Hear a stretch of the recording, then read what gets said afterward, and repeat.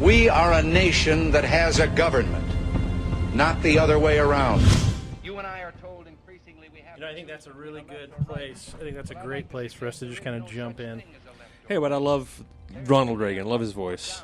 We are a nation, and it is our responsibility to take care of that nation. Yeah, absolutely. Right? With, Ronald Reagan was the president of my youth, I guess you could say, and I really looked up to him. He was quite the idol in the day for me. I mean, he was what I came to realize. This is what a president should be.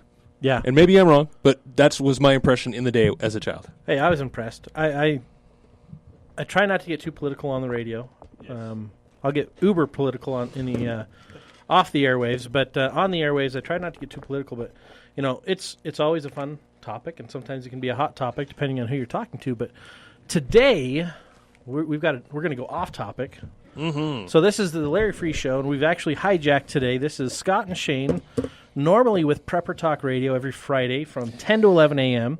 Yes. And with the PrepperCon group, we've kind of punched the time slot and taken it over while Larry's out of town. Happy to fill in. He's awesome, and we apologize that we may not be as awesome as he is. Nor is knowledgeable, especially about politics. With politics and news, yes. But when it comes to preparedness, when it comes to survival, we are your guys. We're super freaks. Check us out on social media, Prepper Talk Radio, Facebook, Twitter, Instagram. We're there. We're having fun. And our whole focus is to help you be better prepared. And so to do that, we've partnered with PrepperCon. That's coming up April 15th and 16th at the Southtown Expo Center. And 15th and 16th? 21st and 22nd. Wow, that was last year, right? April 5th? Yeah. That was last year. This whole evening drive stuff gets me off pace. So yeah, next Friday, Saturday at the Southtown. Absolutely. You really don't want to miss it. It's going to be, what's the right word? High energy. High energy, yeah. Positive energy. Yeah, absolutely. This is not a doom and gloom preparedness Not at expo. all. This is all about empowering yourself, empowering your family, equipping you with the right tools. And part of that equipping is bringing in the right vendors. We have over 280 booths that you can see, meet with the vendors, talk to them, feel the products, test the products. And one of those vendors, actually one of our sponsors, is on the air with us today. Let's go ahead and bring him on. Matt, are you there? Hello? Hello? Yeah, I'm here. There we go. Yeah. We lost you for a second. Always a little bit of a delay. Welcome to the show. Yeah, we're excited to be here with you. So now, for those listening in, Matt is with Harvest Right. You're the COO, is that right? Yep, you got it. So he's in charge of making sure everybody does their job correctly. You're going to have to hook me up, Matt. I need one of these things. I mean, seriously, I'm not even joking. Cool. I need one of these things. Now, obviously you work there, but you've got one of these yourself. Yeah, and you guys use it all the time. Yes, we do, yep. So tell us, for those non-aware, what a Harvest Right freeze dryer is. I mean, you should have seen.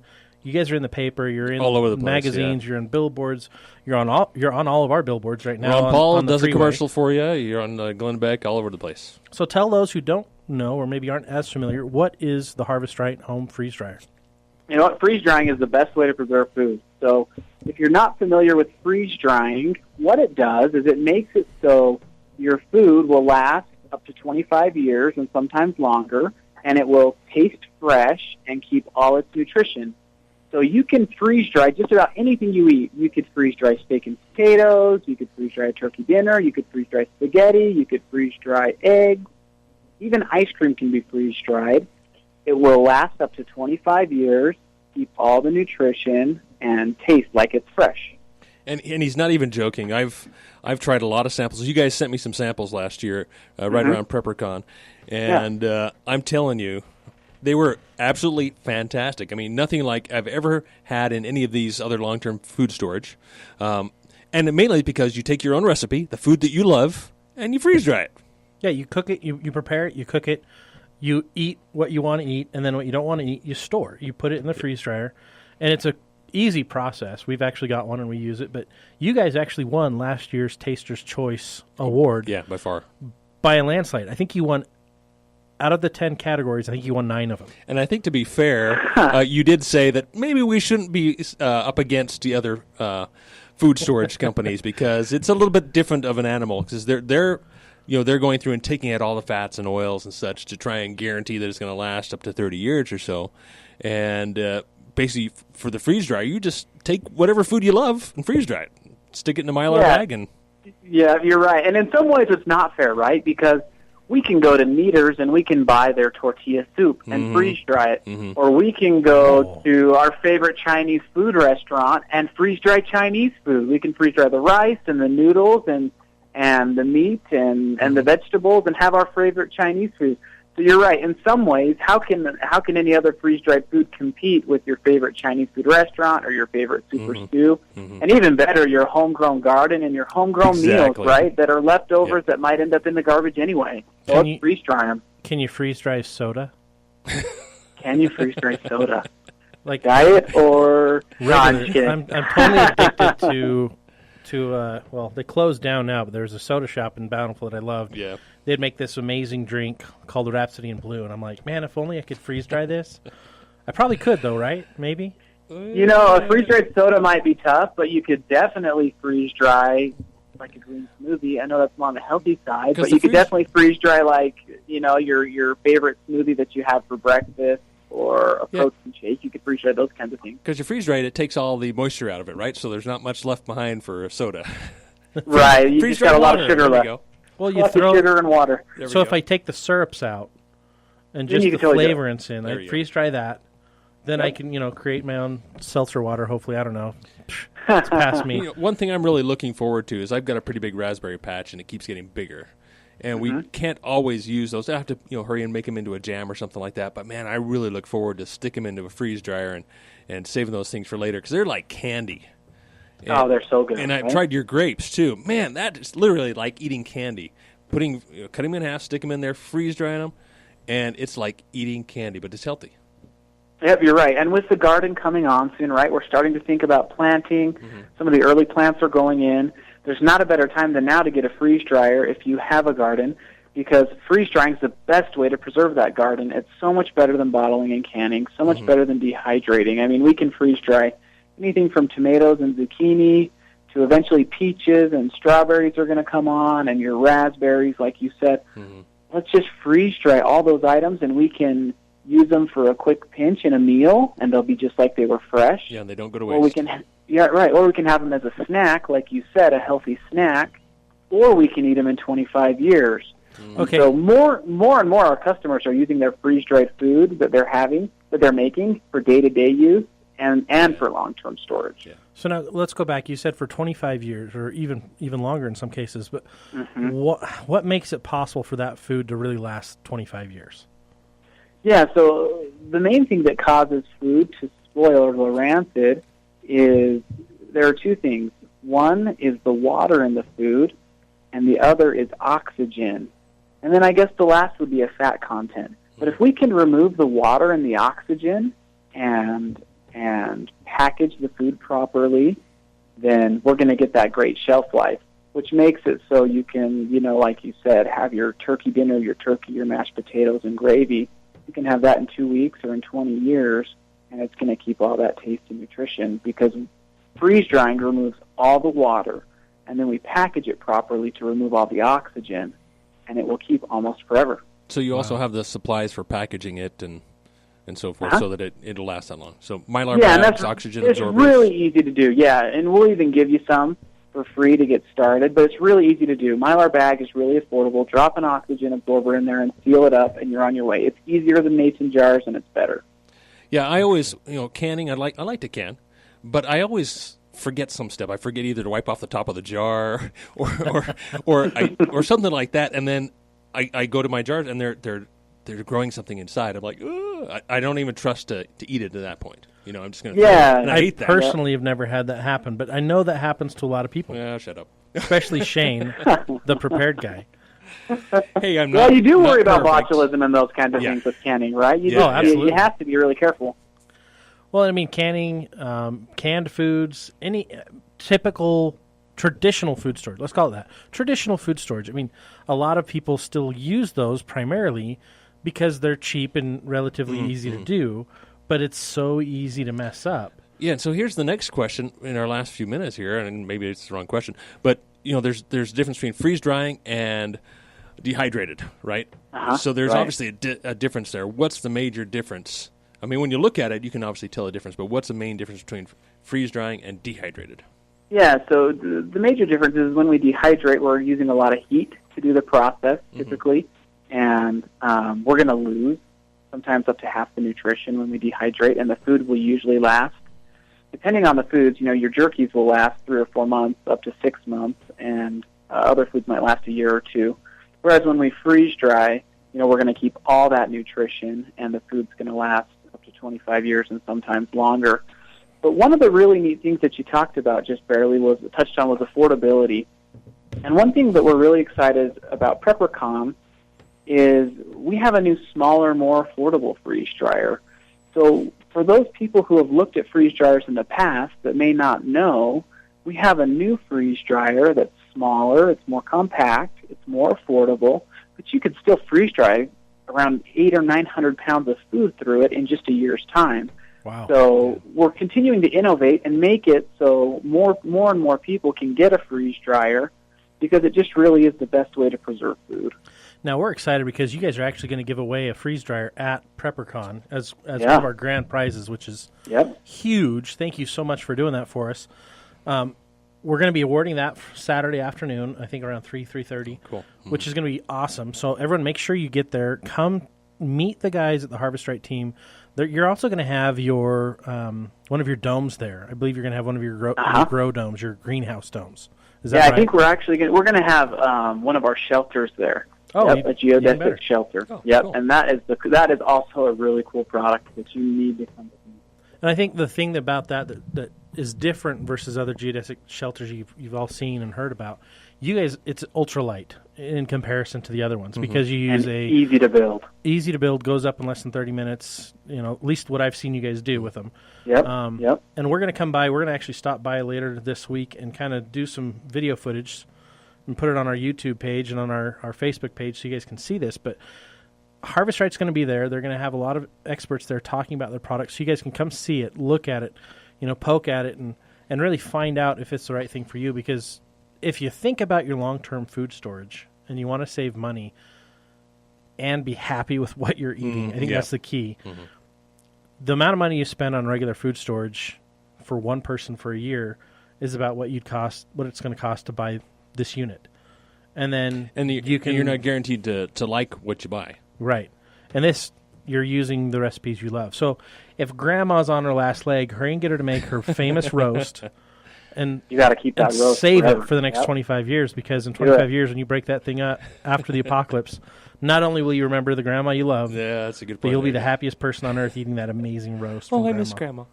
That's a great point. Believe it or not, we have people who do that. They're really sweet people who buy their freeze dryers. See? That's cool. I'm not crazy. You know what I'm you're talking genius. about. So, Matt, tell us where people can find out about you guys while they're waiting for PrepperCon to happen. How can we find out about you? Yeah, so go to harvestright.com, and if you're interested, you can call Harvest Right at 800-700-5508. But we're a local company here, born and bred in Utah. We invented these products, and gosh, it's so fun to be from Utah and have these products that we now sell all over the world. So come and check it out. We'll get you a great discount and a great price on these products. Awesome. Well, hey, thank you so much for being part of the show. We're out of time, but we will catch you at PrepperCon. Thanks, Matt. All right, guys. Thanks, guys. You are listening to Larry Freeze. No matter the outcome, we have to bridge that divide, and the economy will facilitate that. On Freedom's Voice Radio. Well, I'm sorry to say this is not Larry Freeze. This is Scott and Shane with Prepper Talk Radio. Don't be sorry. Well, if you were expecting Larry Freeze, and then I apologize. Political talk. Surprise, surprise. You're going to be very disappointed because we're not talking politics. And maybe you're going to be relieved that we're not talking politics because it will ease the anxiety. Everything, right? Exactly. Ease the anxiety. Well, we're excited. We've actually got another fun guest this block. Everyone talks about when it comes to preparedness, my food, I got to have food. Well, this next conversation we're about to have is really about growing your food and actually being able to control that food. We've got Aubrey and Ed over at Grow Eco. Let's see if we can bring them on the line. Aubrey, Ed, are you guys there? Yeah, we're here. We also have Dee here as well. Fantastic. Oh, fantastic. Hey, Dee. How you doing? Good. Thank you guys so much for joining us here on K-Talk today. we're stoked to have you guys and stoked to have you at PrepperCon in just less than a week and a half. Yeah, we're looking forward to it. So for those of you guys who have never heard of these guys, Grow Eco, tell us about Grow Eco. What are you guys doing? Well, we like to say world domination, but we'll scale it back for just a minute. I like that. So we build climate zero grow houses where you can essentially grow and produce your own food, whether you're in Antarctica or you're in Africa. The buildings are completely off-grid, or they're off-grid capable, and combined with hydroponic and aquaponic for sustainable growing. Now, I've actually had the pleasure of being in your building down there in Sandy and actually seeing how these buildings work. And the first time I went there, it was overcast, it was cold, it was probably about 30 degrees, 40 degrees outside. And inside, it was perfect temperature. It was like 74, 75 degrees in a growing environment, maybe a little warmer. Then I came back a month or two later. Well, not even that long. It was like a few weeks later, and it was probably 70 degrees outside, and inside felt exactly the same as the time before. And I was like, you've got to be kidding me. How are you guys doing this? No air conditioning, no ventilation system that no heating. Completely changes the air. I mean, you guys have an internal ventilation that pulls the humidity out of the air so you can use it again, but there's nothing connecting you outside. And that blows Correct. my mind. So tell us about these grow houses. Really, maybe try and describe them, because I haven't seen them yet myself. So maybe try and describe what they are, how they work, and why I would want one of these things. Well, first off, the reason that ours works so well, we can. It's a total sealed building, and we can create any environment in the world inside our structure. So there's nothing that we can't grow, and so it's been a lot of fun testing that. We're done testing, and we've been growing all kinds of things in different climates, different humidities, and it works quite well. We're pretty pleased. So you actually have a building, a structure that's climate controlled, and then what do you grow in? How do you grow inside these buildings? Right now, we're growing in water. Okay. So soilless. We recycle the water. We pull the water out of the air to refill our tanks. So we're 100% off the grid if we choose to be with solar and by generating or getting our own water. We don't depend on anyone. One of the things you were asking about is, what does it look like? I think that's the question a lot of people ask. And trying to visualize something here.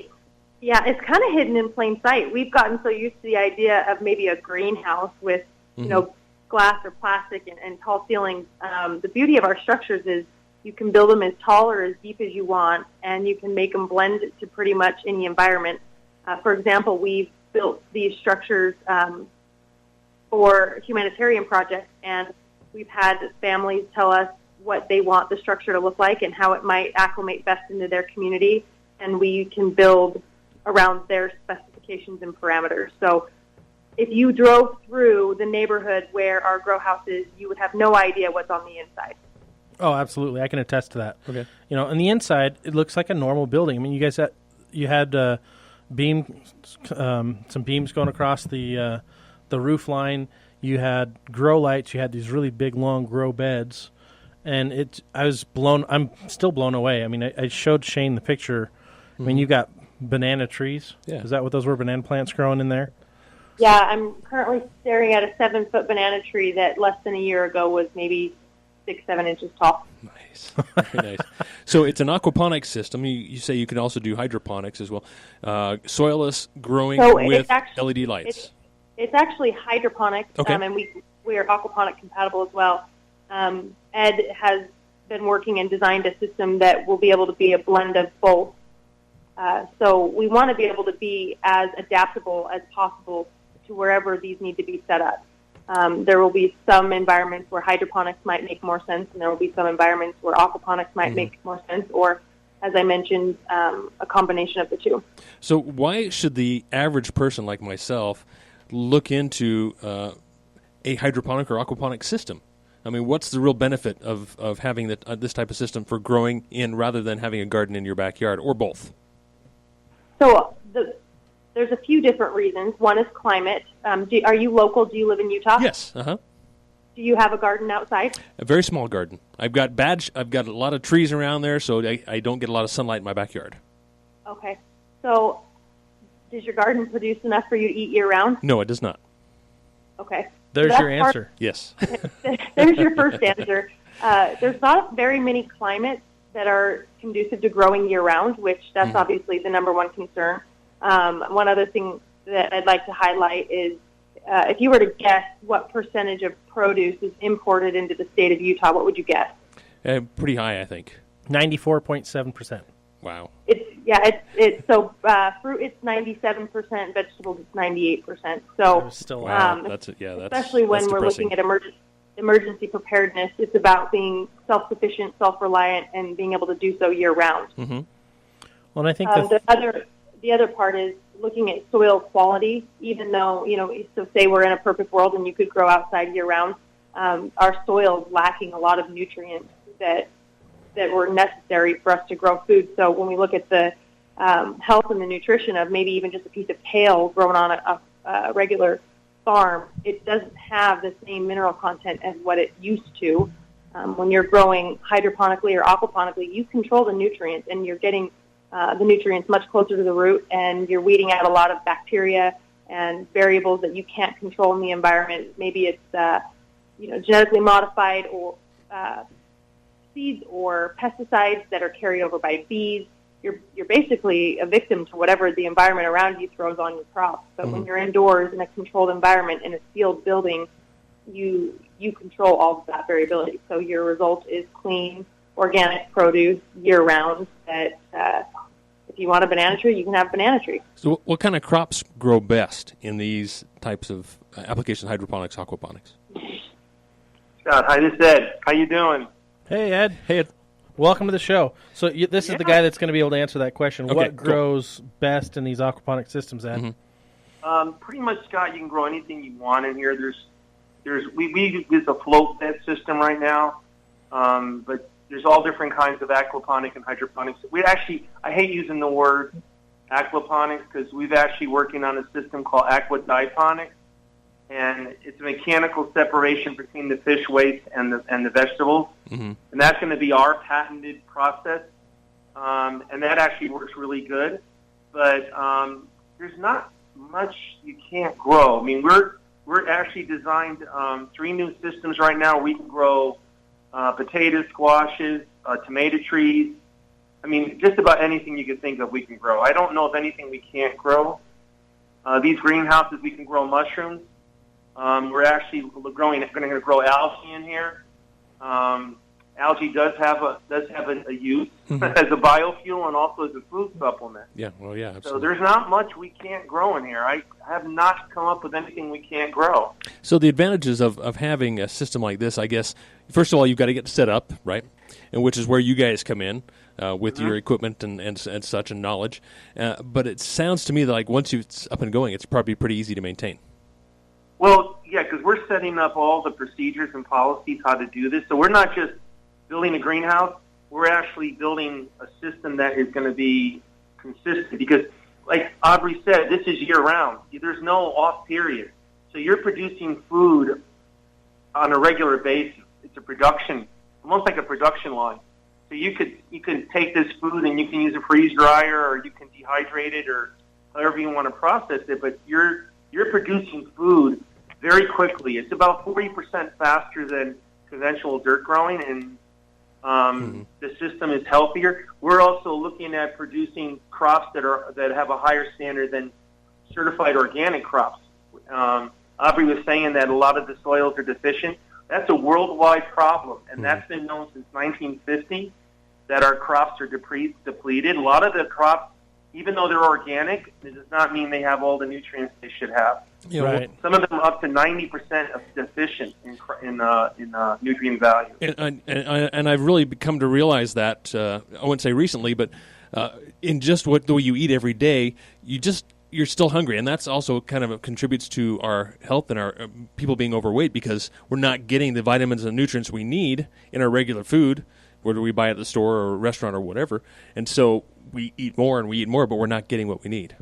Right, and like the bananas, to give you a good example, this was a university study. You'd have to eat 11 bananas to get the same nutrition value that you were 100 years ago. Wow. So what we're actually doing is we're bringing back the nutritional value of the product 100 years ago, because these systems, we control the uptake of nutrients. Mm-hmm. And we're using organic material. I hate to use the word organic because we're actually trying to redefine that whole organic thing. Yeah, it's kind of a blurred word now. It's kind of used for everything. Right. Essentially, we hope to just raise the bar and create a new standard. We want to set a very high expectation on what food quality should look like. Well, the thing I love about what you guys are doing is you're disrupting an entire market, first of all. Mm-hmm. You know, we're getting back to, I remember World War II. Well, I don't remember personally because I wasn't there, but after World War II, I've looked through the journals. I've seen things. They talk about everyone needs to grow their own garden, have their own rabbits, be self-sufficient. And now everyone's, it's on demand. I'll go to the grocery store and get what I want. Even though it doesn't have what I need, I'll get what I want. But now you guys come along with an affordable option that is year-round with 40% greater yield per season. And that's going to disrupt an entire market. But the better thing is it's going to give people the opportunity to really eat what they love. This building here, you could live in this building and grow. Yeah. And, we only have about a minute left. So why don't you tell us what you're going to have at PrepperCon, what they can come and see, and where our listeners can find out more information. Aubrey's going to be there, and that's all they need to know. We're going to have everybody because this is actually two companies, the ones that actually build the buildings. So we'll have all the technical specifications and descriptions of the buildings, and then we'll have the grow part, which we can answer questions on growing. So there's going to, I think we're looking at 10 people we're going to have there, and they're going to be able to answer all your questions. Awesome. And, so that's going to be it. And this is pretty much your product launch is pretty much here at PrepperCon. Mm-hmm. And to find out more, you can also visit the website. It's GRO, GRO, EcoECO.com. Awesome. Well, we're out of time. Thank you so much for joining us today. We're going to get you guys on again during PrepperCon itself, so people that aren't there can hear about it and get there. So thank you so much. We appreciate your time, Aubrey D. and Ed, or Aubrey D. Aubrey D. and Ed. You're all there. Thank you guys so much. Hey, Look forward to seeing you guys at PrepperCon. Bye-bye. And this is something I need to learn more about: aquaponics, hydroponics, and so I can grow something in my yard that's much too shady. Aquaponics. That's so cool. Yeah. So we'll be back right after this break. We're going to talk more about food because I'm hungry. It's almost dinner time. Dinner time.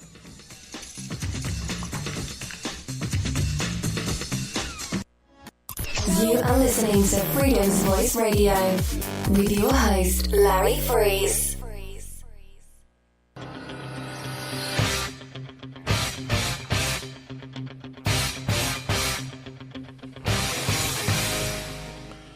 Are you ready, Rocky? Adrian!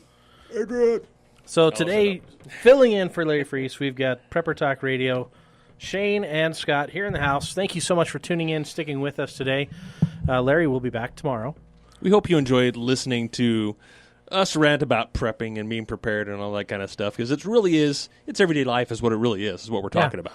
Well, and I think it's funny because it's kind of turning into a lost art, and people are using it as a revitalization, kind of a Renaissance man, if you will, right? Mm-hmm. So what we want to finish up this hour with is kind of talking more about, we've talked about freeze drying, we've talked about growing your food. Well, we want to talk about eating. How to prepare your food and how to clean up afterwards, right?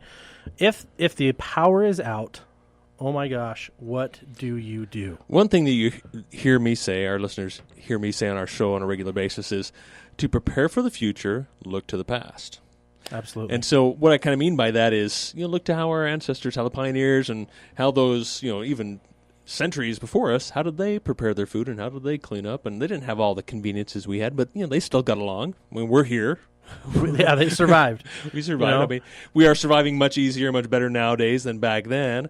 The mortality rate is obviously much lower, and there's a lot more population. But how did they do it back then? Because that's what we're going to have to go back to, and especially when when the lights are out. Absolutely. Go back to the Stone Age type, way of doing things. So, and what do you do? Well, we've got a few things we're going to talk about today that specifically go into ways you can prepare your food. Now, obviously, if the power goes out, if your gas is out, your normal traditional cooking elements are now gone. Mm-hmm. So maybe you're like me and you've got a bunch of propane gas. And there might be a caveat there. Right. So if you have an electric range like I do, power's out, it's done. But if you have a gas range, gas can potentially keep running for significantly longer, depending on if the grid's down or not. If the grid's down, if the entire grid, if there's an earthquake, you don't have gas anymore. Pretty quickly, you may very well may not have those types of resources. Natural gas and so forth. But in most grid down scenarios, you'll have gas for an extended period of time, possibly, depending on how bad it is. So, if it's grid down, it's usually pretty bad. So, but let's talk about the different three principles that we're going to talk about today are basically kind of your Dutch oven, your propane stove, and your rocket stove. Mm-hmm. Let's talk propane for a second. Now, it's really simple to store. It's really simple to keep. Yep. It stores indefinitely. Propane is pretty amazing. Oh yeah, and it's smokeless to a degree, right? Now and that doesn't mean you cook it inside and don't leave a vent open. Right. You want to leave a vent open. You can use it inside, but you do need to have obviously some airflow. Yep. So that you don't have a buildup of CO2 and get everybody sick or carbon die. monoxide. Excuse me. Yeah. And so, but you can cook inside, especially you probably shouldn't, but it's possible. As long as you've got ventilation, you're fine. Mm-hmm. Now, the other thing to think about is okay, if I can't do that inside, where do I do it? I have folding tables, and I have deck patio furniture and stuff like that. So it's really easy. I've got a few of the little propane stoves. I've got a barbecue. Some people have barbecues where it's got a burner on the side, and that's a built-in kitchen right there. So those are kind of your simplest ways. And you can even run down to one of the big box stores and pick up a Coleman stove, right, as little as $20. And that's propane that you can connect to the small little pint cylinders, which store very nicely, and they're very safe to store, and even store them inside. And what's nice about propane is essentially it never goes bad. It's always going to work for you. So you could have however many hundreds of these things, and 20 plus years later, they're still going to work for you. And they're easy and safe to store inside. And, of course, with your barbecues and so forth outside that have propane, that's a perfect little backup way to cook outside. Absolutely. And so trying to touch on these very basic, because we're never going to be able to cover everything that I want to cover. Because I know. We'll get too deep too fast. Yes. So the next one, do you want to talk rocket stoves real quick? Yeah, I love rocket stoves. Rocket stoves, if you don't know what a rocket stove is, essentially rocket stove can be a lot of different things, but essentially what it is how can I describe this? It is typically an insulated, picture a 2-gallon bucket or a 5-gallon bucket even, that has a kind of a core to it, and then a way to feed the firewood, the fuel in at the bottom. So the fire comes out the top, wood comes in the bottom. Picture something like that, a bucket, or you can take lots of different things. You can take number 10 cans. You can take cinder blocks and create this type of rocket stove type principle.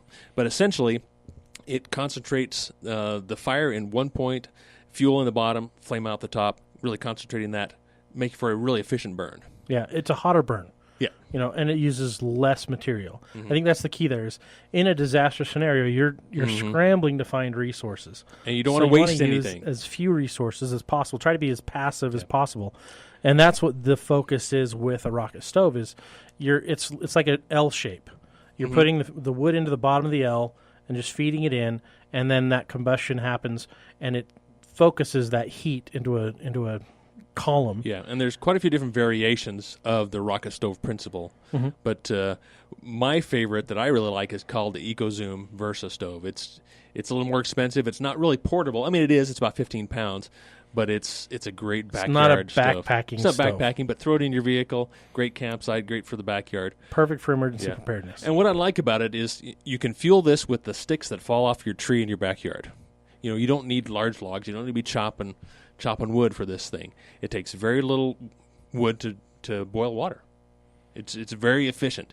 And so do a little research on rocket stoves and pick one up.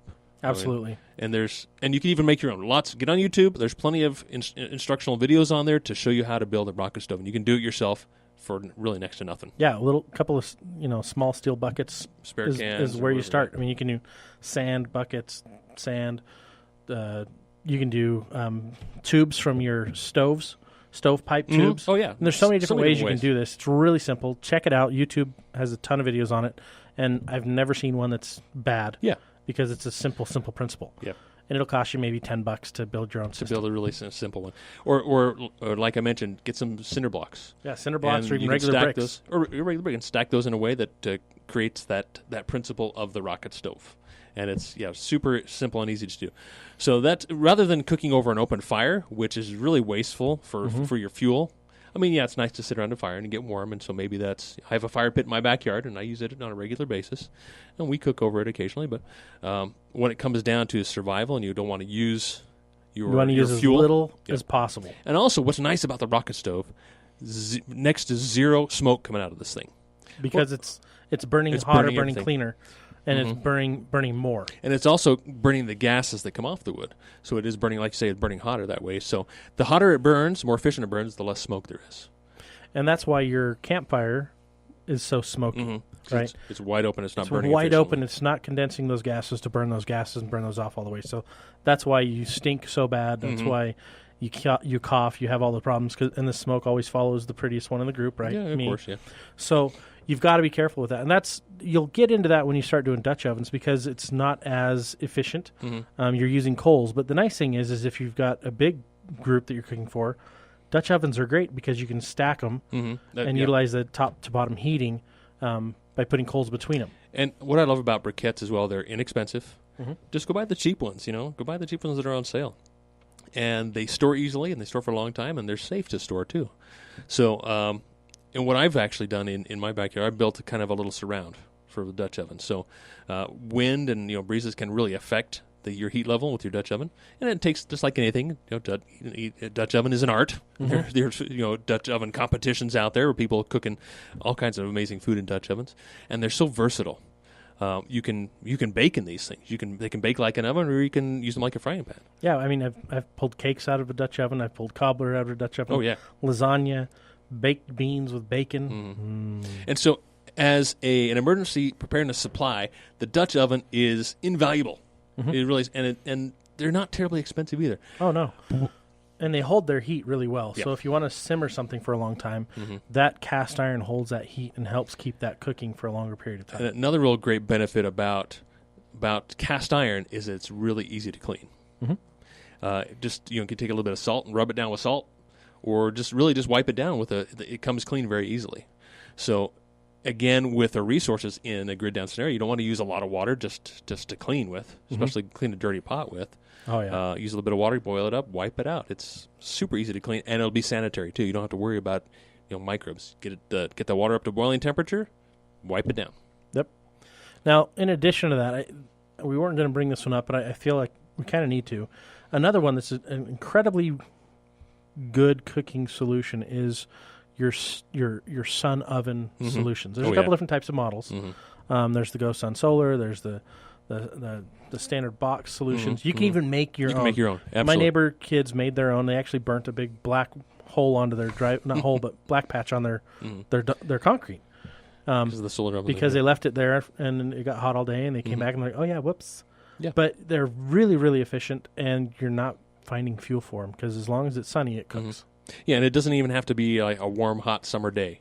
As long as you've got direct sunlight, whether it's a winter day or middle of summer, it's going to cook. It's going to make food.